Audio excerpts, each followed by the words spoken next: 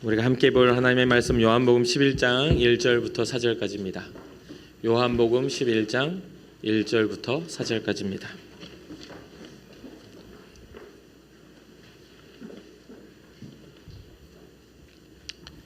요한복음 11장 1절부터 4절까지 한 목소리를 합독하도록 하겠습니다. 어떤 병자가 있으니 이는 마리아와 그 자매 마르다의 마을 베다니에 사는 나사로라. 이 마리아는 향유를 주께 붓고 머리털로 주의 발을 닦던 자요, 병든 나사로는 그의 오라비더라. 이에 그 누이들이 예수께 사람을 보내어 이르되 주여 보시옵소서, 사랑하시는 자가 병들었나이다 하니 예수께서 들으시고 이르시되 이 병은 죽을 병이 아니라 하나님의 영광을 위함이요 하나님의 아들이 이로 말미암아 영광을 받게 하려 함이라 하시더라. 아멘. 아멘. 우리는 지난주에 예수님이 어떤 날 때부터 맹인된 사람을 만나면서 제자들이 예수님께 물었던 물음을 한번 살펴보았었습니다. 그가 맹인으로 태어난 것이 부모의 죄입니까? 아니면 자신의 죄입니까? 라는 그러한 질문과 함께 이야기는 시작되었죠.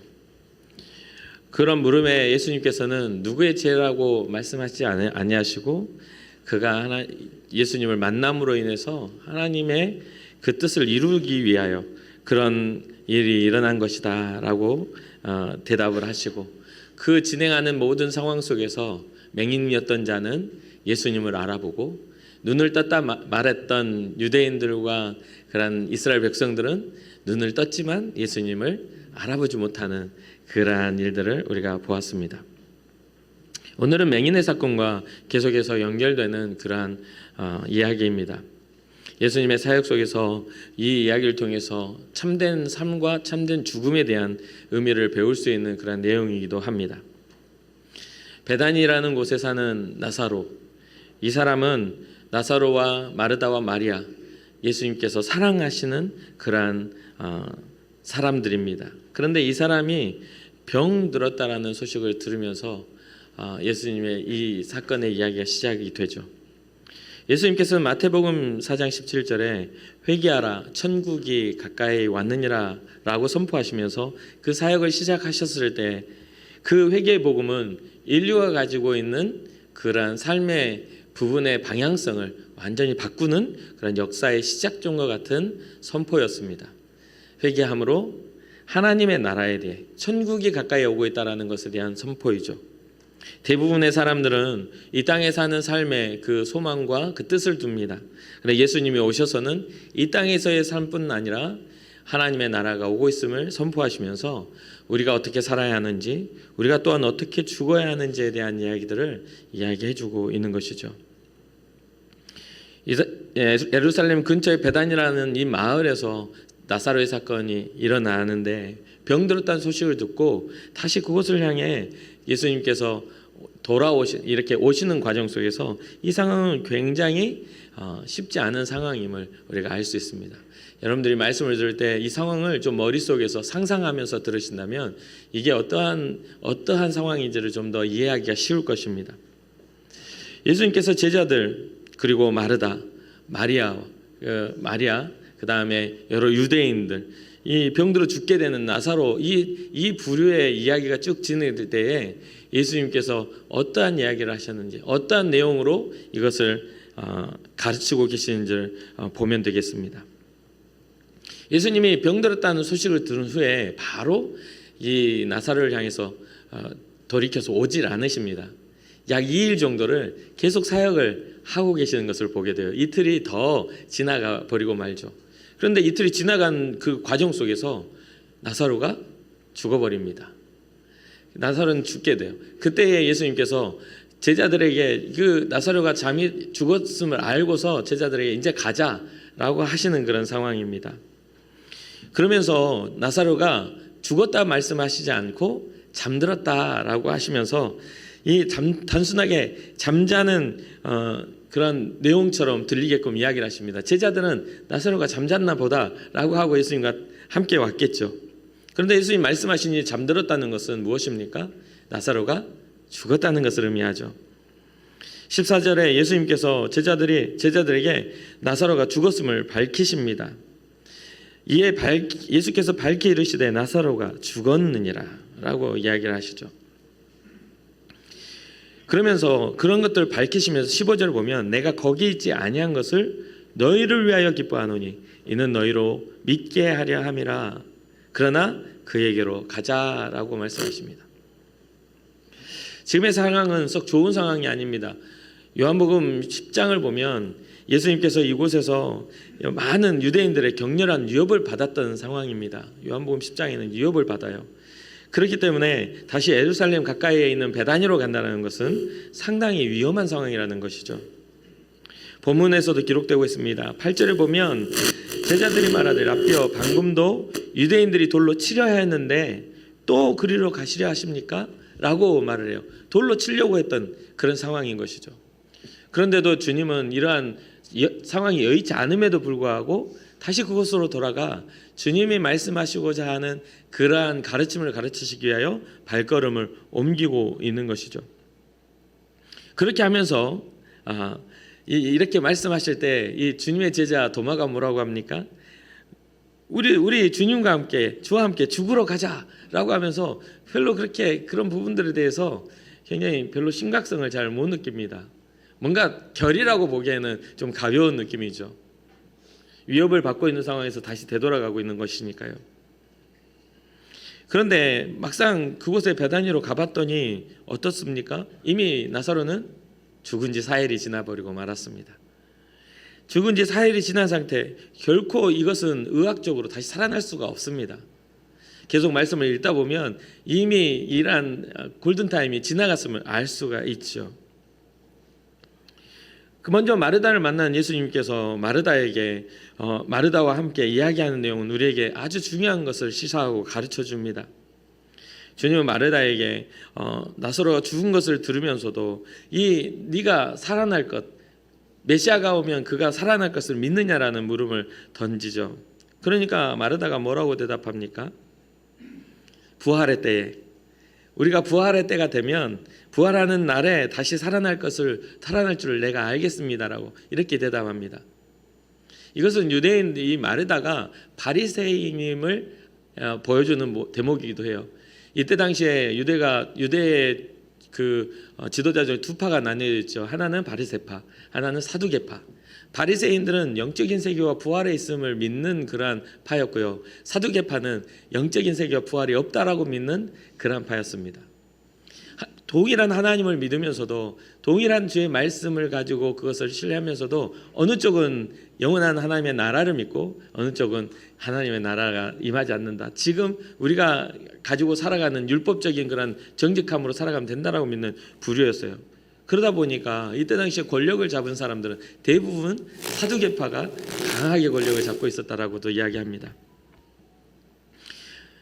마지막 날 부활의 때에 하나님의 날, 하나님의 심판의 날, 그때에 다시 살아날 줄 믿나이다라고 마르다가 이야기할 때 예수님께서 이렇게 대답하십니다. 예수께서 이르시되 나는 부활이요 생명이니 나를 믿는 자는 죽어도 살겠고 무릇 살아서 나를 믿는 자는 영원히 죽지 아니하리니 이것을 내가 믿느냐라고 물으시죠. 그러면서 이 모든 것들이 다시 예수님으로 인하여 이거 반전할 수 있다는 것을 말씀해 주십니다. 우리는 죽음을 끝이라고 생각해서는 안 됩니다. 예수님께서는 믿는 자의 부활을 말씀하시며 하나님의 나라를 소개하고 있음을 우리는 주목해 보아야만 합니다. 삶이 전부인 사람들은 하나님의 나라를 향한 기대를 갖지 않습니다. 이 땅에서만 잘 살면, 이 땅에서만 형통하면, 이 땅에서만 원하는 것이 이루어지면 된다라는 생각을 갖죠. 그러나 하늘 소망을 가진 사람이라면 이 땅에서의 것만 가지고 살아가지 않습니다. 이 땅의 것은 하나님 나라를 준비하는 하나의 도구에 불과한 것이죠. 더 많은 것들을 통하여 하나님의 나라를 준비해 나가는 그런 도구에 불과한 것입니다. 이 땅에 우리의 것은 아주 짧고 아주 잠시 잠깐 있었다 가는 곳이기 때문에 영원한 하나님의 나라를 향해서 그 믿음의 소망을 가진 사람들은 그곳을 향해서 많은 것들을 투자하겠죠. 이후에 이 부활을 선포한 이후에 마르다는 마리아를 부릅니다. 마리아는 누굽니까?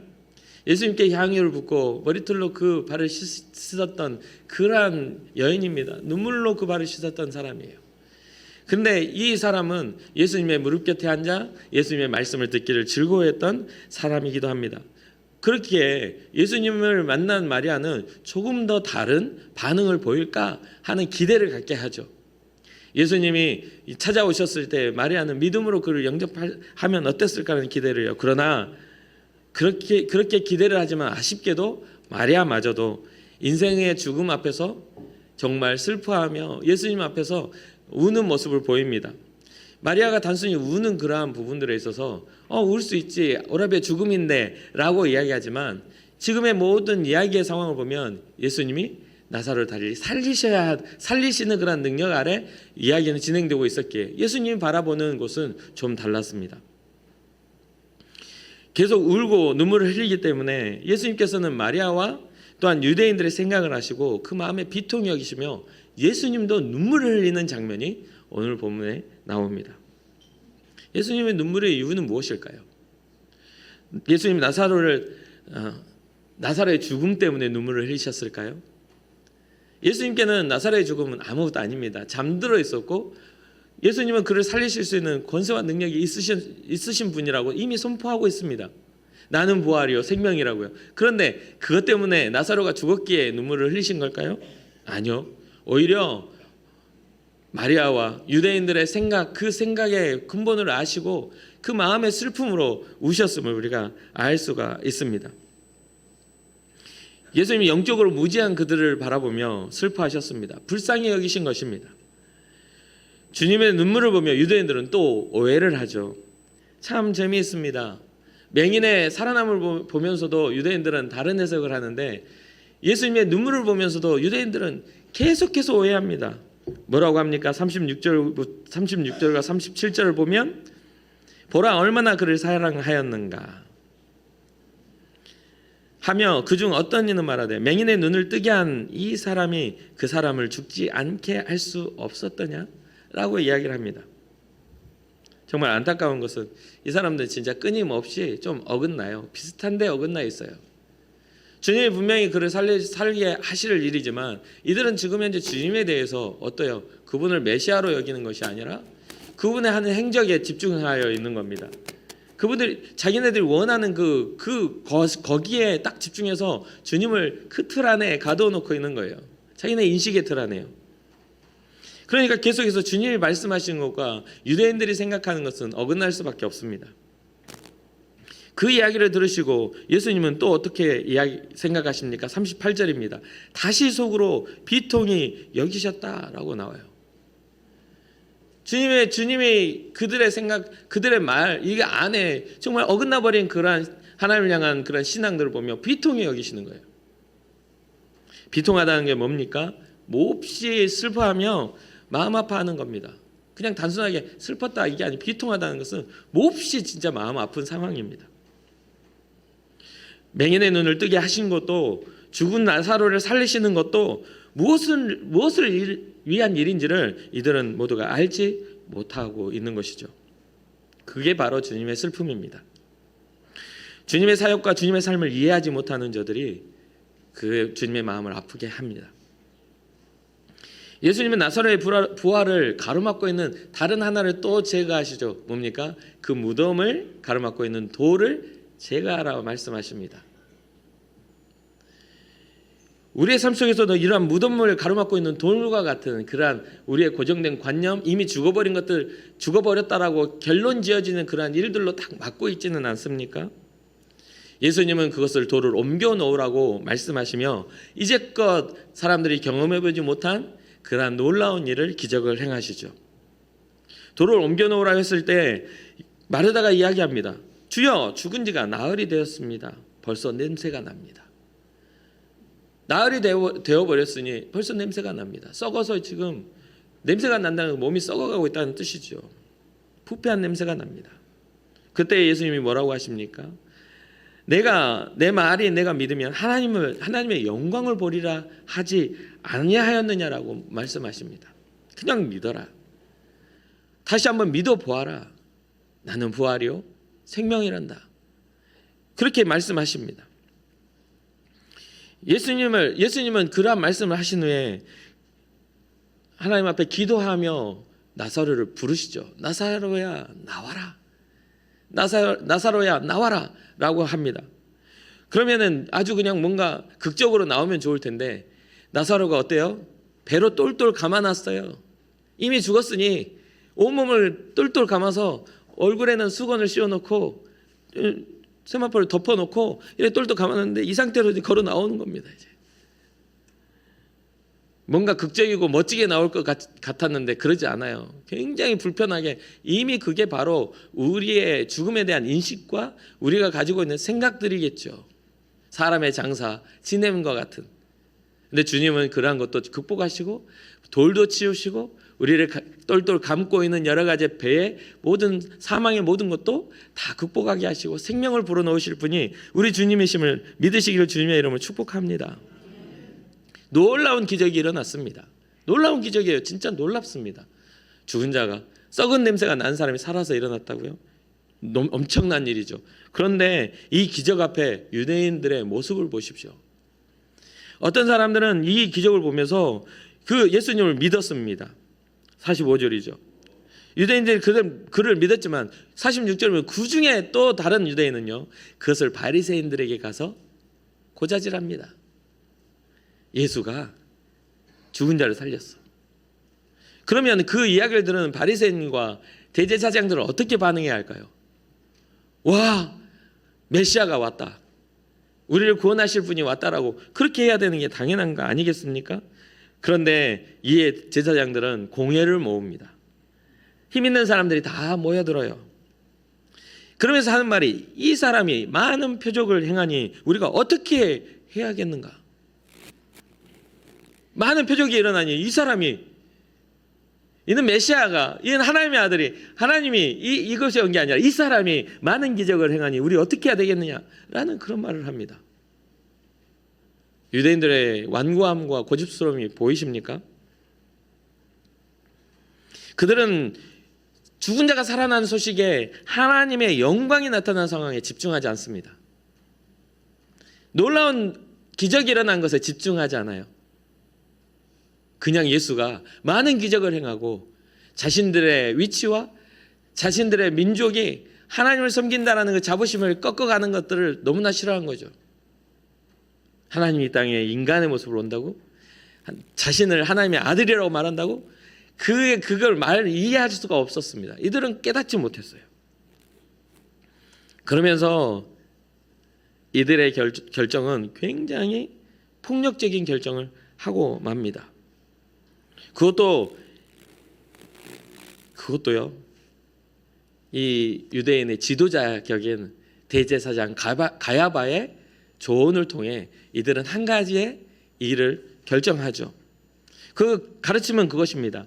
한 사람이 백성을 위하여 죽어서 온 민족이 망하지 않게 되는 것이 너희에게 유익하다. 한 사람이 백성을 위해 죽어서 온 민족이 망하지 않게 되는 것, 그게 바로 우리에게 유익한 일이다 라는 말을 듣습니다. 한 사람만 입 다물게 하면 됩니다.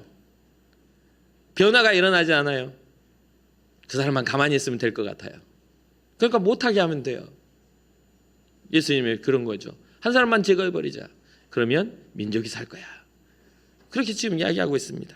그러니까요, 이 날부터 예수를 죽이기로 모의하기 시작합니다.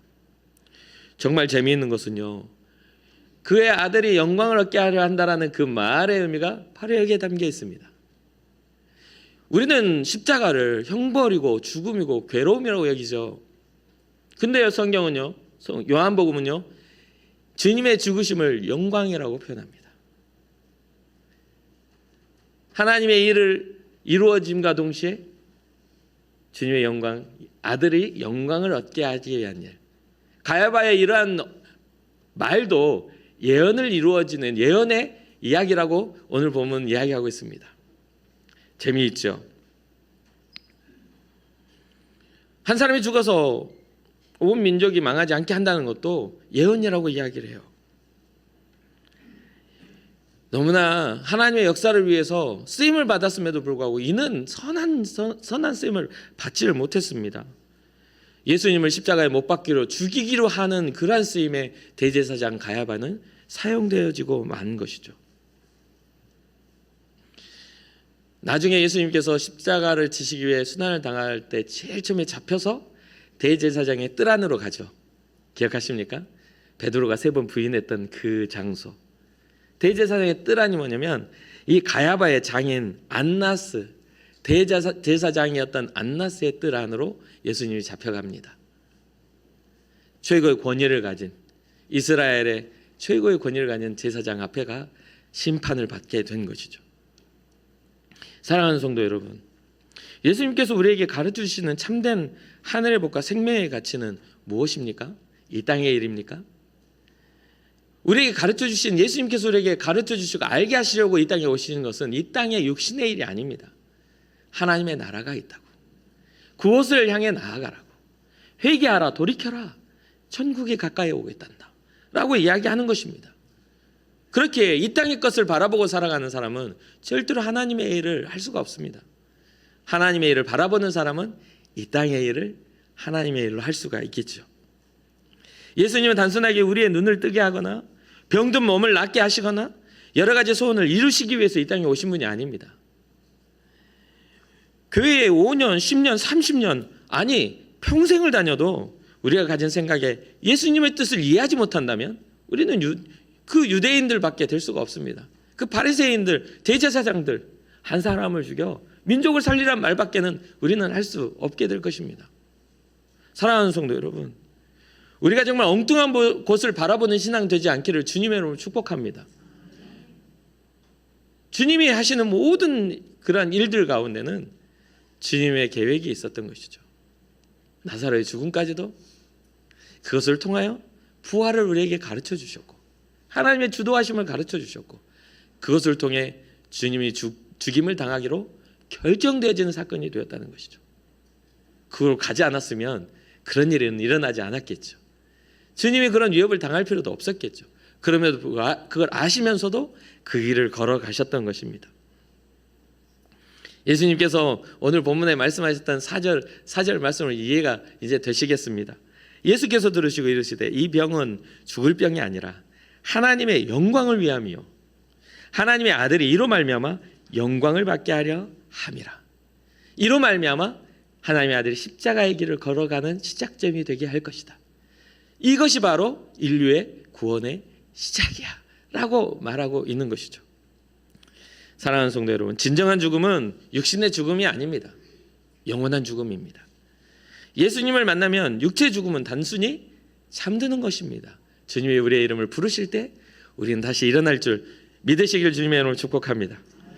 주님의 나라가 임할 때에는 우리는 그 잠에서 깨어나 영원한 하나님의 나라의 백성이 될 것을 믿으시기를 주님의 이름으로 축복합니다.